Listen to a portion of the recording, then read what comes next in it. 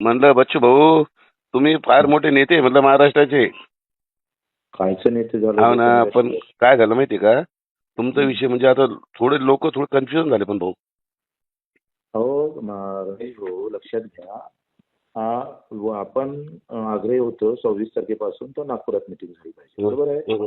हा आणि 29 पर्यंत सरकार मानलंच नाही, ते काही तयार नव्हतं. सरकारला काय वाटलं का पाऊस आला कारण पावसाचं वातावरण ना, बरोबर. आंदोलन हे निघून जाईल. आणि ते नेमकं काय झालं, 29ला कोर्टाची नोटीस आली, म्हणजे त्यांचा निर्णय झाला का तुम्ही आंदोलन स्थळ बदला. हे तुमच्यामुळे आता म्हणजे ते हे होती. तर तितक्यातच काय झालं, 29 तारखेला दो पाऊस आला प्रचंड. म्हणजे आंदोलनातले आम्ही फक्त सकाळी पाहिलं तर हजारो लोक थांबलं उडलो होतो. आता आंदोलकच तिथून गेले तर काय करणार काय तुम्ही सांगा. लोकांचं असं म्हणणं आहे बाबा की म्हणजे त्यांनी यायला पाहिजे होतं आपल्या नागपूरला, म्हणजे तुम्ही जे विमानाने गेले तेवढी मोठी त्याचं आपली ताकद नाही ना दादा. आपलं जरांगे पाटला एवढं मोठं काम आहे का आपलं, तुम्ही सांगा. तिथे जरांगे पाटलाच्या आंदोलनाले लाखो लोक आणि आपल्याजवळ 1000 लोक. नाही भरपूर होते भाऊ, तुम्हाला पाठिंबा आहे ना, अख्ख्या महाराष्ट्राचा पाठिंबा होता. महाराष्ट्रात नाही, आंदोलन स्थळी किती होते. हा ते बी महत्वाचं आहे म्हणा. आंदोलन स्थळी सुरुवातीला भरपूर लोक आले, दिवसा मागून दिवस गेल्यावर काही लोक महाराष्ट्रातून आले, गाड्या भाड्यानं करून आले, त्यांच्या गाड्याच्या जाण्याच्या तारखा होत्या, हे लक्षात घ्या तुम्ही. आणि पोलिसांनी काय केलं, जिल्ह्यातून जे आंदोलक येत होते त्यांना पावबंदी घालून टाकली. अच्छा, ते अडवले सगळे. मग आपण तारीख पण लीड घेतली ना भाऊ, इलेक्शन होऊन जाईल त्यावर त्यांचे सगळ्यांचे. अहो दादा मी 100% सांगतोय, कर्ज माफी त्यांच्या बापाले करायला लागेल. नाही तर हा बच्चू कडू आहे, गांधीगिरीच्या नंतर भगतसिंग गिरीनं उडून टाकू कोणाला. तुम्हाला तो विषय सोडून टाका. नाही हा नाही, ते माझं काय म्हणणं आहे, म्हणजे लोकांचे मला फोन बोलतात की बाबा तुम्ही बच्चू भाऊला फोन केला नाही, आता पण बच्चू भाऊने असं केलं, बच्चू भाऊने जायला नव्हतं पाहिजे. पण तुमची भूमिका मला कळण्यापेक्षा मी काहीच बोलू शकत नाही ना. आता कसं आहे या कसं आहे, प्रत्येक जण इथं हा आमचे 22 मुद्दे होते दादा. एकच मुद्दा होता का आपला. बरोबर. 22 मुद्द्यावर चर्चा करणं हे ऑन दी स्पॉट सगळे सचिवांसोबत बैठक झाल्याशिवाय ते शक्य नव्हतं. बरं तुम्हाला एक विचारतो भाऊ, यांनी काही म्हणजे तुम्हाला काही धमकी वगैरे किंवा काही लालच वगैरे तर नाही दिली ना. आपल्याला लालतेच्या मायचा मारे भविष्याच्या कोणी लालच देऊ शकते, कोण धमकी देऊ शकते. 350 गुन्हे दाखल आहे बच्चू कडूवर, 350. बरोबर. आणि एका गुन्ह्यामध्ये 2 गुन्ह्यामध्ये 4 वर्षाची सजा सुनावली. नाही तर म्हणूनच लोकांचं तुमचं जे प्रेम आहे, मैकेला पैदा झाला नाही का बच्चू कडूला धमकी देणं लालच देईल. तेच म्हणतं का बरं, थोडं लोकांना थोडं कन्फ्युजन झालं होतं बाकी काही विषय.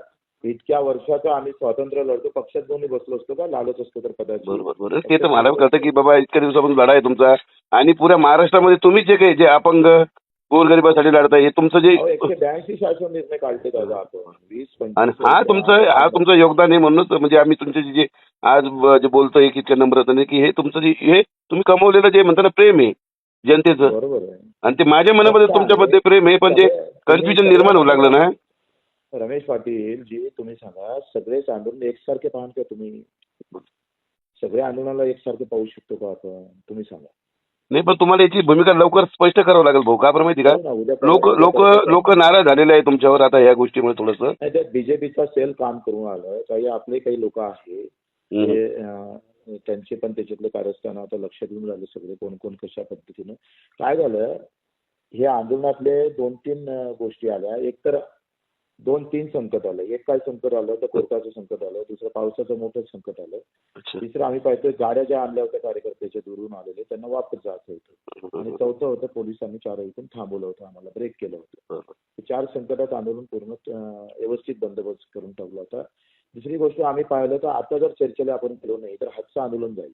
आणि चर्चा एकदम तुम्ही सांगा सगळ्यात फलित काय आहे, तर जे सरकार योग्य वेळ योग्य म्हणत होतं कर्जमाफीचं धोरण. आता माझं एकच म्हणणं तुम्हाला, बघा ऐका ना, आता तुम्ही हा लढा हातात घेतला, हा शेवटपर्यंत घेऊन चालला, यानं कर्जमाफी झालीच पाहिजे बच्चू भाऊ. बघा कर्जमाफी झाली तर बघा, कर्जमाफी झाली तर तुमचा महाराष्ट्रात मान सन्मान राहणार आहे. नाही तर लोक तुम्ही बघा, म्हणजे तुमचं काम योग्य आहे तरी लोक म्हणतील तुम्हाला मॅनेज झाले, धमक्या दिल्या. मला माहिती या विषय व्हायला नाही पाहिजे, म्हणून माझी तुम्हाला नम्र विनंती की 2 दिवसामध्ये तुम्ही हा जो आहे तुम्ही पत्रकार परिषद घ्या किंवा कसं होईल या गोष्टी मांडा, पण लोकांच्या जी मनाची शंका तुम्ही दूर करावी ही तुम्हाला सांगण्याची विनंती माझी. हा तुमचं मत अगदी बरोबर आहे, सगळ्या शंका दूर करू.